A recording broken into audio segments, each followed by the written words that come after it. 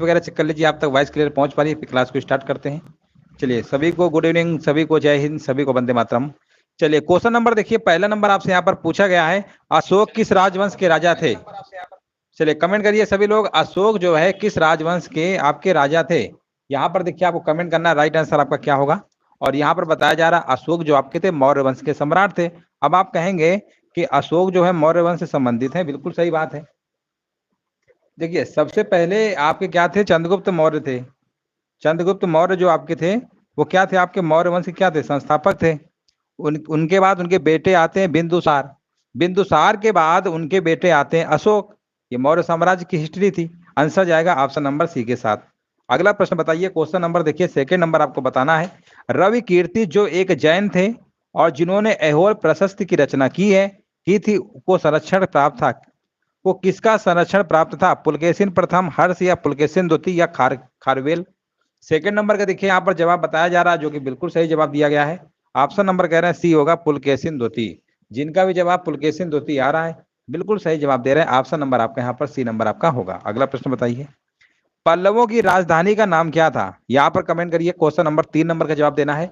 पल्लवों की जो राजधानी थी उसका नाम पूछा गया है, तो उसकी राजधानी आपकी थी कांची थी। क्या थी? कांची। आंसर जाएगा ए नंबर के साथ। क्वेश्चन नंबर देख लीजिए, यहाँ पे राइट आंसर सभी का आ रहा है। हाँ देखिए बिल्कुल करेक्ट आंसर आपका होगा। अगला प्रश्न बताइए, भारत पर सबसे पहले आक्रमण करने वाले कौन थे? भारत पर सबसे पहले आक्रमण करने वाले कौन थे आपको बताना है। तो ये आपके थे आर्य थे। आंसर क्या होगा? आर्य। यहाँ पे बिल्कुल करेक्ट आंसर आपका हो जाएगा, पहला ही विकल्प आपका राइट आंसर आपका यहाँ पर हो जाएगा। अगला प्रश्न बताइए, कांचीपुरम में प्रसिद्ध बैकुंठ पेरुमल मंदिर किसने बनवाया था? यहाँ पर आपको बताना है बैकुंठ पेरुमल मंदिर किसने बनवाया था कांचीपुरम में। 5 नंबर का आपको जवाब देना है, और ये आपका बनवाया था नंदी वर्मन सेकंड ने बनवाया था। आंसर जाएगा नंदी वर्मन सेकंड। विकल्प नंबर आपका यहाँ पर बी नंबर बिल्कुल करेक्ट आंसर आपका यहाँ पर हो जाएगा। और अगर हम बात करते हैं कैलाश मंदिर, कैलाश मंदिर की बात करेंगे तो ये आपका नरसिंह वर्मन द्वितीय ने बनवाया था कैलाश मंदिर। और पेरुमल मंदिर की बात करेंगे तो नंदी वर्मन सेकंड। कंफ्यूज बिल्कुल नहीं होना है। नेक्स्ट प्रश्न बताइए, यहाँ पर पूछा गया किस गवर्नर जनरल का नाम है राज हड़प नीति डॉक्ट्रिन ऑफ द लैप्स के साथ जुड़ा हुआ है? तो यहाँ पर आंसर आपका होगा लॉर्ड डलहौजी। विकल्प नंबर जाएगा बी नंबर के साथ। नेक्स्ट प्रश्न बताइए, यहाँ पर देखिए 7 नंबर आपको बताना है, भारत में आंग्ल फ्रेंच शत्रुता में निम्नलिखित में से कौन सी लड़ाई निर्णायक सिद्ध हुई? चलिए क्वेश्चन नंबर देखिए 7 नंबर का देखिए आपको कमेंट करना, राइट आंसर क्या होगा। चलिए सभी लोग यहाँ पर कमेंट करते रहिए। और यहाँ पर देखिए पूछा गया है, भारत में आंग्ल फ्रेंच शत्रुता में निम्नलिखित में से कौन सी लड़ाई निर्णायक सिद्ध हुई? 7 नंबर का अगर आपका जवाब आ रहा है वांडीवास की लड़ाई, तो बिल्कुल सही जवाब है वांडीवास की लड़ाई। यहाँ पे बिल्कुल करेक्ट आंसर आपका यहाँ पर हो जाएगा। हाँ बिल्कुल सही है। देखिए वांडीवास का युद्ध बिल्कुल करेक्ट आंसर दिया गया है। 1760 में युद्ध हुआ था आपका। ये वांडीवास का युद्ध कब हुआ था? 1760 में हुआ था। डेट याद रखिएगा। अगला प्रश्न बताइए, जब 1856 में डलहौजी ने अवध पर कब्जा किया था तब वहां का नवाब कौन था? तब उस समय वहां के नवाब थे वाजिद अली शाह। आंसर जाएगा विकल्प नंबर बी के साथ। हाँ बिल्कुल देखिए करेक्ट आंसर दिया गया है। यहां पर बताइए, पेशवा व्यवस्था किस पेशवा के काल में समाप्त हो गई थी?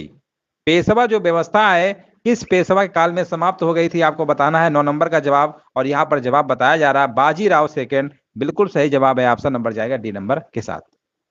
और यहाँ पर देखिए question number 10 number very very most important है, बहुत बार परीक्षा में पूछा जा चुका है। प्रश्न आपसे पूछा गया, कौन से चार्टर अधिनियम के द्वारा भारत के विदेश व्यापार में ईस्ट इंडिया कंपनी के एकाधिकार की समाप्ति कर दी गई? पहले क्या था ना कि जैसे मान लो अगर भारत के विदेश व्यापार करना है तो ईस्ट इंडिया कंपनी को ही अधिकार था, भैया आप ही कर सकते हो, और अदर कंपनियां नहीं कर पा रही थी। तो जो एकाधिकार दिया गया तो वो खत्म कर दिया गया। बोले भैया आप दूसरी कंपनियां वो भी आप व्यापार कर सकती हैं भारत के साथ, कोई दिक्कत नहीं है। पहले एकाधिकार ईस्ट इंडिया कंपनी के पास ही था, ये समाप्त कर दिया जाता है। चार्टर अधिनियम 1813। बहुत लोग मार रहे हैं डी नंबर, डी नंबर बहुत लोग मार रहे हैं। देखिए 10 नंबर का आपका आंसर होगा सी नंबर। चीन के साथ बाद में क्या होता है, चीन के साथ एकाधिकार प्रदान किया जाता है, भैया आप चलो चीन के साथ कर सकते हो, बाकी अदर देशों के साथ नहीं। लेकिन 1833 में चीन के साथ भी समाप्त कर दिया जाता है। प्रश्न पूछा जाता है कि चीन के साथ जो आपका ईस्ट इंडिया कंपनी एकाधिकार था वो चीन जब लगा दे तो 1833 वाला आपको मार के आना है। चलो आगे बढ़ते हैं। सब तो वैसे ही हटा दिया था, केवल चीन के साथ था, वो भी आपका 20 साल बाद यानी 1833 में हटा दिया जाता है। कौन से चार्टर अधिनियम द्वारा भारत के विदेश व्यापार में, ये वाला तो हो गया है, चलो आगे बढ़ते हैं। भूमध्य रेखा निम्नलिखित में से किस देश से होकर नहीं गुजरती है? 11 नंबर बताइए। तो 11 का आंसर आपका होगा मैक्सिको से होकर गुजरती नहीं है। हाँ, चाय और चीन, बिल्कुल सही बात है। आगे बताइए। चलिए यहाँ पर बताइए 12 नंबर। निम्नलिखित नगरों में से मरुस्थल देश माली की राजधानी कौन सी है? देखिए, माली की राजधानी आपसे पूछा गया है और माली की राजधानी बता रहे हैं बमाको। बमाको है, बिल्कुल सही जवाब है। ऑप्शन नंबर जाएगा बी के साथ। भारत में कॉफी की खेती के लिए सबसे उपयुक्त क्षेत्र कौन सा है? भारत में कॉफी की खेती के लिए सबसे उपयुक्त क्षेत्र कौन सा है? क्वेश्चन नंबर 13 नंबर का जवाब दीजिए। तो यहाँ पर आंसर आपका होगा दक्षिणी पठार। चलिए नेक्स्ट प्रश्न बताइए। भारत में किस क्षेत्र में अत्यधिक असिंचित खेती की जाती है? 14 नंबर का जवाब क्या होगा? तो यहाँ पर आंसर होगा दक्कन का पठार। लक्षद्वीप समूह में कितने द्वीप हैं आपको बताना है, यहाँ पर कमेंट करिए सभी लोग। यहाँ पे राइट आंसर क्या होगा? चलिए कमेंट करते रहिए। लक्षद्वीप समूह में कितने द्वीप हैं? और बताया जा रहा है 36 द्वीप समूह बता रहे हैं। बिल्कुल सही जवाब है, जिनका भी 36 आ रहा है बिल्कुल करेक्ट आंसर आपको यहाँ पर हो जाएगा। अगला प्रश्न बताइए। यहाँ पर देखिए क्वेश्चन नंबर 16 नंबर है। किसके मामले में उपभोक्ता अधिशेष सबसे अधिक होता है? 16 नंबर का आपका आंसर हो जाएगा आवश्यकताओं की वस्तुएं। आंसर जाएगा ऑप्शन नंबर डी के साथ, आवश्यकता की वस्तुएं। यहाँ पर बताइए निम्नलिखित में से क्या नियत लागत नहीं है? क्या नियत लागत? तो देखिए पहला विकल्प आपका लिखा हुआ प्रशासनिक स्टाफ के वेतन, यही आपका नहीं होगा। बाकी देखिए फैक्ट्री भवन किराया, संपत्ति कर, विद्युत प्रभार, ये सब आपके हैं। आंसर जाएगा ए नंबर के साथ। निम्नलिखित में से किस वस्तु का केवल विनिमय मूल्य है? किस वस्तु का विनिमय मूल्य है? 18 नंबर बताइए। तो यहाँ पर देखिए लिखा हुआ है आपका, पर पहला ही विकल्प यहाँ पर हीरा है ना, हीरा आपका क्या विनिमय मूल्य है? पहला ही विकल्प आपका आंसर होगा, है ना। यहाँ पर राइट आंसर आपका हो जाएगा।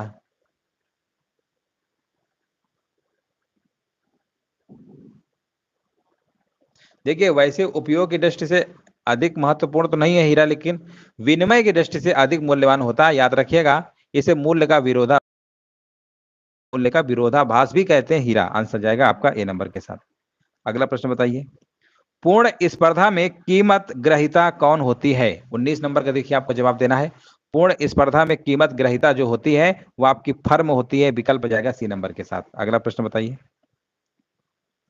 जब किसी फर्म के द्वारा किए गए निवेशों की संख्या बढ़ती है तो इसके प्रतिफल की आंतरिक दर, इसके प्रतिफल की आंतरिक दर क्या होती है? वर्तमान उपभोग पूर्वानुमति के लिए फर्म की क्षतिपूर्ति के लिए बढ़ती है। आंसर जाएगा विकल्प नंबर सी के साथ। चेक कर लीजिए 20 नंबर का सी नंबर आ रहा है सभी का। अगला प्रश्न बताइए। भारत के प्रधानमंत्रियों का निम्नलिखित में से कौन सा कालक्रम सही नहीं है? सही है को बताना है। और क्रम का देखेंगे ना तो बहुत ही आसान प्रश्न है, आपको लग रहा होगा। 21 नंबर, जवाहरलाल नेहरू पहले नंबर पे आपके थे, तो पहले नंबर पे है, तो ये दो विकल्प तो बिल्कुल नहीं हो सकते। इनके बाद आपके आते हैं इंदिरा गांधी, है ना। जवाहरलाल नेहरू और इंदिरा गांधी का नंबर आएगा। तो यहाँ पर विकल्प के अकॉर्डिंग यहाँ पे आपका सेकंड फर्स्ट है। ऑप्शन नंबर देख लीजिए, सी नंबर आ रहा है क्या? सी नंबर होगा, हाँ बिल्कुल सही है। अगला प्रश्न बताइए। चलिए अगला प्रश्न बताइए।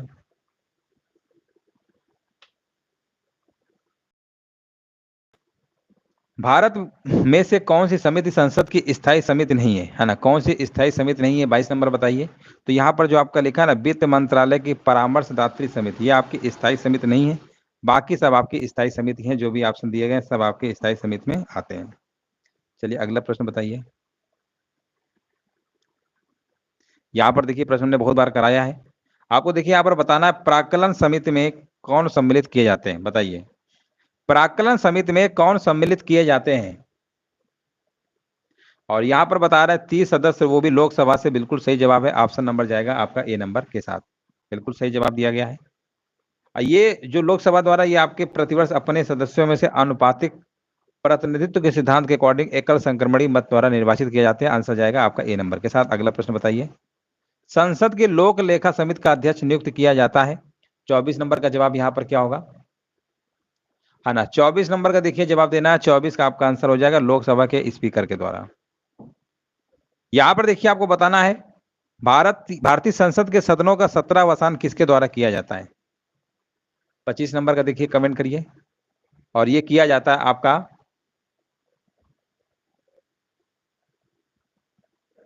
हाँ 25 नंबर का देखिए कमेंट करना है भारत के राष्ट्रपति के द्वारा, बिल्कुल सही है। भारत के राष्ट्रपति, जिनका भी जवाब आ रहा है ऑप्शन नंबर बिल्कुल सही होगा। 30 है, 22 नहीं है, उसमें 30 आपका है, ठीक है ना। प्राक्कलन समिति वाला 30 बिल्कुल सही है ना, बिल्कुल सही है, कंफर्म है, 30 ही है। चलो आगे बढ़ते हैं, 26 नंबर बताइए। गैलेना एक खनिज है, गैलेना एक खनिज कैसा है, ये आपका बताइए, इसका आंसर क्या होगा।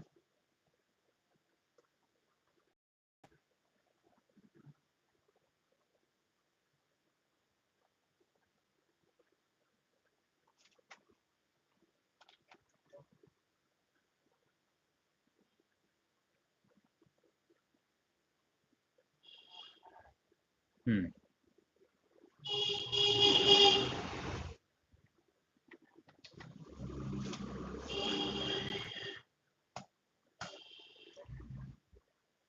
चलिए, गैलेना एक खनिज है, 26 नंबर का देखिए कमेंट आ गया सभी का। हाँ 26 नंबर सी बिल्कुल सही है, लेड का। पौधे ऊर्जा छोड़ते हैं, 27 नंबर बताइए, 27 नंबर का बता रहे हैं। हाँ पौधे ऊर्जा छोड़ते हैं, देखिए काफी लोगों का जवाब आ रहा है, अलग अलग आ रहा है, इसलिए सभी लोग कमेंट करते रहिए। पौधे ऊर्जा छोड़ते हैं, है ना।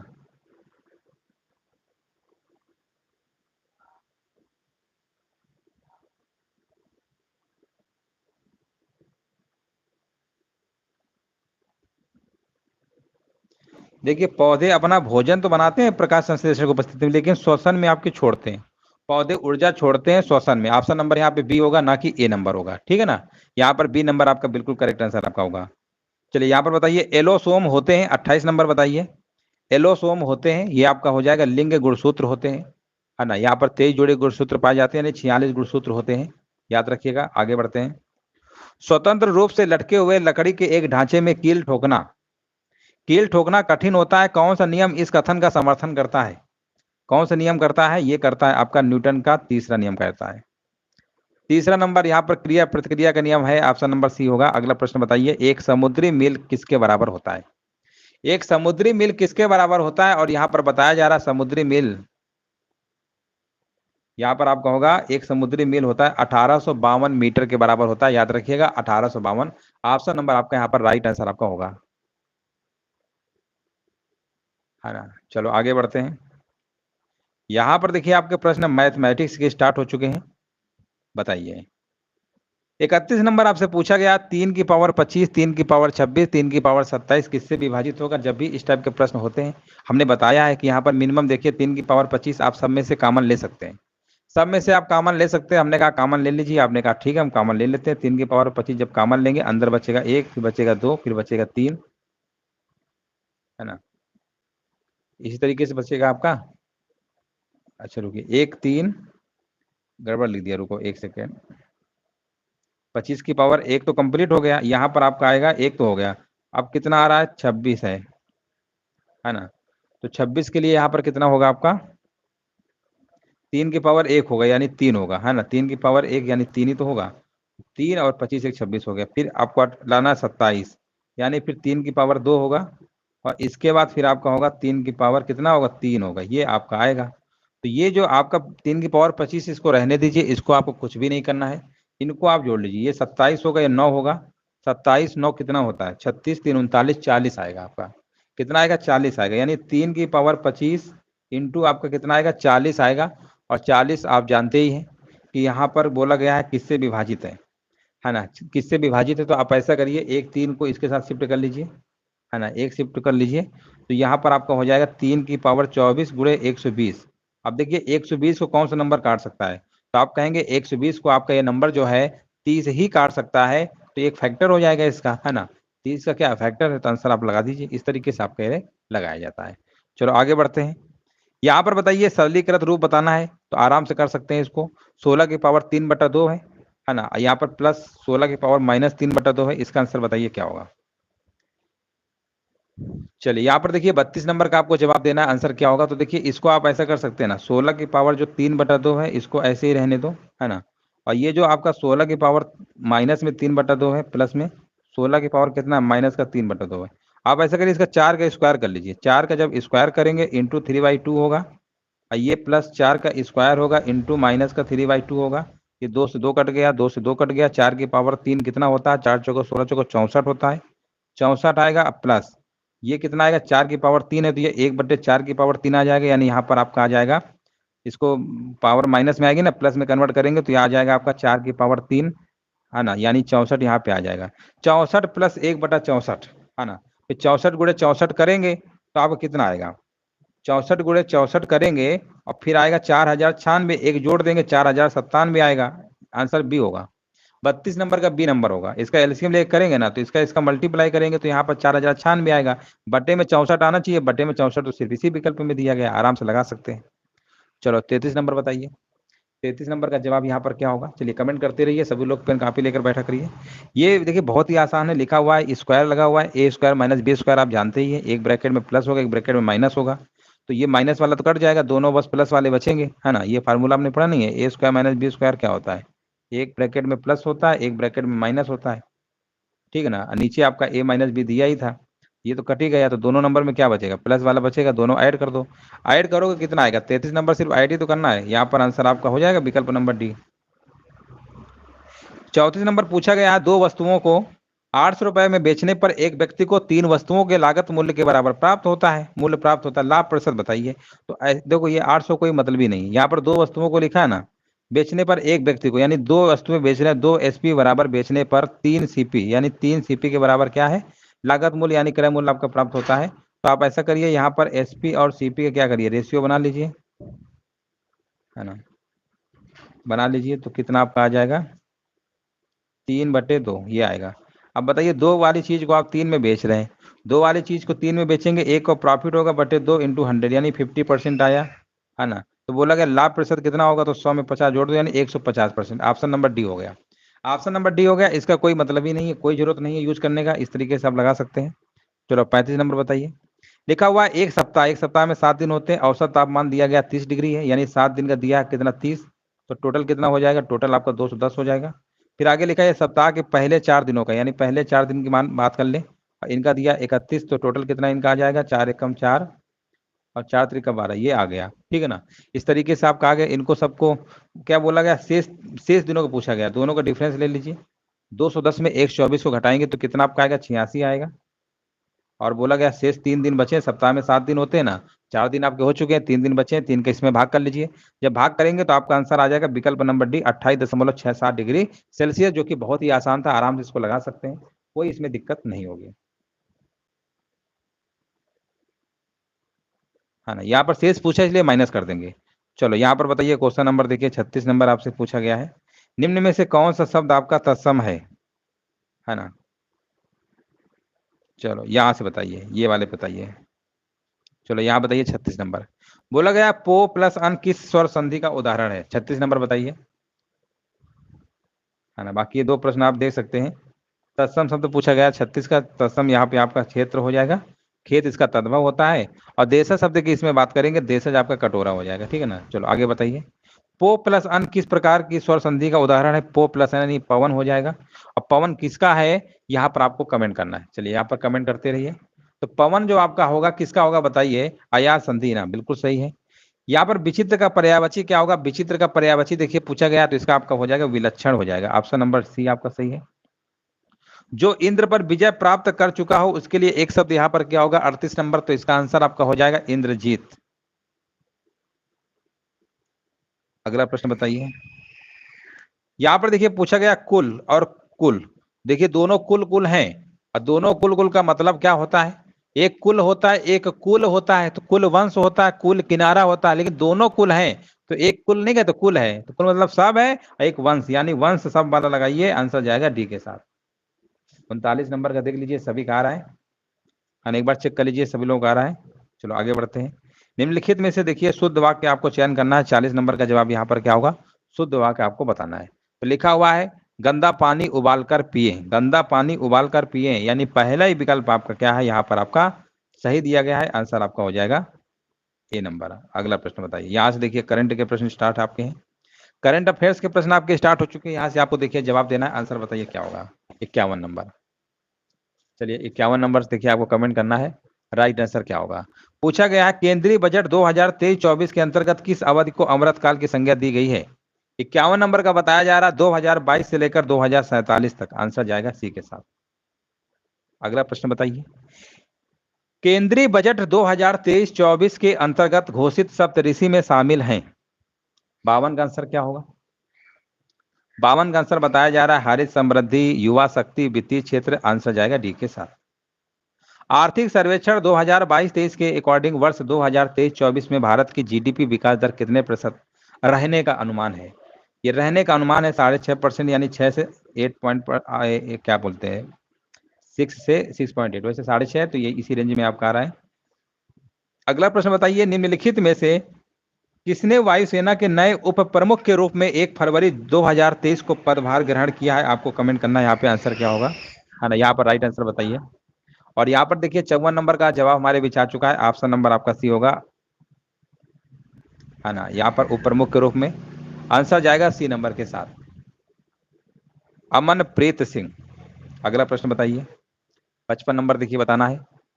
G20 अंतरराष्ट्रीय वित्तीय संरचना कार्य समूह की बैठक 30-31 जनवरी 2023 को किस स्थान पर आयोजित की गई थी।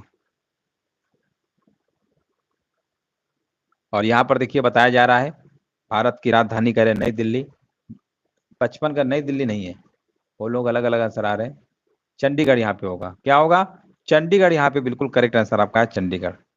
अगला प्रश्न बताइए। निम्नलिखित में से किस हॉकी टीम ने 29 जनवरी 2023 को बेल्जियम की हॉकी टीम को सडन डेथ शूटआउट में पराजित करके हॉकी पुरुष विश्व कप 2023 खिताब जीता है। 56 नंबर का जवाब आपका यहाँ पर हो जाएगा। ऑप्शन नंबर यहाँ पर बी नंबर बता रहे हैं, बिल्कुल सही है, जर्मनी। आंसर क्या होगा, जर्मनी होगा। G20 पर्यटन कार्य समूह की जो पहली बैठक है 7 से लेकर 9 फरवरी 2023 तक कहां पर आयोजित की गई। ये कहां पर आयोजित की गई आपको बताना है। तो गुजरात के कच्छ के रण जिले में आयोजित की गई, कुछ गुजरात में पड़ता है आपका ये। आंसर क्या होगा, कच्छ के रण। ऑप्शन नंबर आपका ए नंबर होगा। अगला प्रश्न बताइए। यहाँ पर देखिए पूछा गया 118वीं कांग्रेस में congressional caucus on India and Indian American का सह अध्यक्ष फरवरी 2023 में किसे चुना गया है।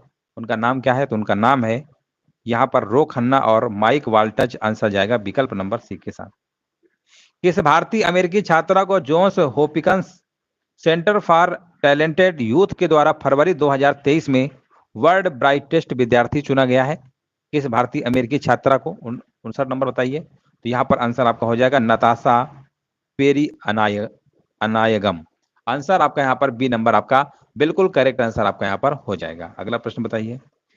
इस स्वदेशी विमानवाहक पोत पर नौसेना के लाइट कॉम्बैट एयरक्राफ्ट और मिग-29 लड़ाकू विमान की पहली लैंडिंग 6 फरवरी 2023 को की गई। आंसर जाएगा विकल्प नंबर INS विक्रांत। विकल्प नंबर बी आपका सही है। अगला प्रश्न बताइए। यहाँ पर देखिए बताना है भारत का स्थल अवरुद्ध पड़ोसी देश कौन सा है। 61 नंबर बताइए। तो ये आपका हो जाएगा स्थल अवरुद्ध पूछा गया है जिसकी सीमा किसी समुद्र से स्पर्श नहीं करती हो, वो देश आपको बताना है, और वो देश आपका है नेपाल। विकल्प हो जाएगा ए नंबर के साथ। चलिए सभी लोग चेक कर लीजिए, ए नंबर आपका आ रहा है। अगला प्रश्न बताइए। इनमें से कौन सा सुमेलित युग में नहीं है। अब आप कहेंगे इंडोनेशिया, तो देखिए ब्रोनोई द्वीप आपका ये सुमेलित कर रहा राजधानी, है ना। उसे क्वेश्चन के अकॉर्डिंग देखेंगे तो पहले आपके जकार्ता राजधानी हुआ करती थी, ठीक है ना। तो ये तो आपकी है, लेकिन ऑस्ट्रेलिया की राजधानी कैनबरा है ना कि सिडनी है। तो इस हिसाब से थोड़ा सा प्रश्न ओल्ड डाटा लिया गया है, तो ऑप्शन नंबर आपको सी मानना पड़ेगा। हालांकि इंडोनेशिया की भी राजधानी आपकी बदल चुकी है, ठीक है ना। इस तरीके से देखेंगे तो आपके दो विकल्प हो जाएंगे, लेकिन थोड़ा सा अगर पुराने हिसाब से क्वेश्चन को देखेंगे तो आंसर आपके यहाँ पर सी नंबर आपको लगा देना है। चलो आगे बढ़ते हैं। सुमेलित युग में बताइए कौन सा नहीं है। देखिए यहाँ पर बताइए अनुच्छेद 80 में राज्यसभा, 81 में लोकसभा, है ना। बताइए 63 नंबर का जवाब यहाँ पर क्या होगा। देखिए 108 का जो आपका संबंध है ना, 63 नंबर सी को देखिए ध्यान से। ये जो ऑप्शन लिखा धन विधेयक बोल रहे गलत है। 108 कहता है संबंध लोकसभा राज्यसभा में संयुक्त अधिवेशन से। आर्टिकल नंबर 108 क्या है, संयुक्त अधिवेशन के लिए बताता है। तो यहाँ पर सी नंबर आपको सुमेलित नहीं है, बाकी तो आपके सब है। बाकी तो सब आपके हैं। अंतरराष्ट्रीय महिला दिवस किस तिथि को मनाया जाता है? ये आपका हर साल 8 मार्च को मनाया जाता है। संयुक्त राष्ट्र पर्यावरण कार्यक्रम का मुख्यालय कहाँ पर है? संयुक्त राष्ट्र, हाँ यहाँ पर देखिए 65 नंबर का बताया जा रहा है, केन्या नैरोबी, बिल्कुल सही है। भारतीय पर्यटन स्थल हम्पी किस राज्य में? बहुत बार करवा चुके हैं। हम्पी जो है विजयनगर साम्राज्य की राजधानी थी, अब ये कहाँ है? कर्नाटक में है। कर्नाटक आपका सही होगा, 66 नंबर का आपका बी नंबर है। सुमेलित युग में इनमें से कौन सा नहीं है, आपको बताना है कौन सा नहीं है। भारत में क्रिकेट 67 नंबर, है ना। देखिए ब्राजील में आपका क्रिकेट जो है ये आपका फेमस नहीं है, बाकी सब क्रिकेट से संबंधित है। भारत का वैसे बोला ना कौन सा, देखिए ब्राजील जो है ना, ब्राजील 67 नंबर को ध्यान से देखिए। देखिए ब्राजील देश में क्रिकेट एक लोकप्रिय खेल नहीं है, बाकी सब आपके लोकप्रिय खेल हैं। अगला प्रश्न बताइए, भारतीय विज्ञान संस्थान कहाँ है? भारतीय विज्ञान संस्थान कहाँ है आपको बताना है, आंसर दीजिए। 68 नंबर क्या होगा? ये बेंगलुरु में है, कर्नाटक, आंसर जाएगा आपका सी के साथ। प्रसिद्ध पुस्तक आईने अकबरी के लेखक कौन है? ये आपके लेखक हैं आपके आईने अकबरी, और अकबरनामा के भी लेखक हैं अबुल फजल, आंसर जाएगा सी के साथ। पारिस्थितिकी शब्द का सर्वप्रथम प्रयोग किसने किया? ये किया था आपका अर्नेस्ट हेकल ने किया था। अर्नेस्ट हेकल कहाँ दिया गया? ऑप्शन नंबर डी आपका बिल्कुल करेक्ट आंसर आपका यहाँ पर हो जाएगा। तो चलिए इस तरीके से दोस्तों जो आपके प्रैक्टिस सेट था आपका कंप्लीट हो चुका है, और ये मॉडल पेपर आपका रात को 9:15 पे क्लास चलती है। सभी लोग टाइम से आ जाया करिए। सुबह आपका 11 बजे भी मॉडल पेपर चल रहा है ना। और एक एक क्लास आपके लिए सोच रहे हैं करंट अफेयर्स, सुबह 10:30 पे चल रही है। कल से एक क्लास हम आपको सोच रहे हैं सामान्य जागरूकता यानी जनरल अवेयरनेस की करवा देते हैं, है ना। 8:45 या 8:30 पे स्टार्ट कर देंगे। तो कल से एक क्लास आपको ये भी कराते रहेंगे, ताकि आपका जो रिवीजन है सारे सब्जेक्टों का आपका होता रहे। चलिए बहुत बहुत धन्यवाद।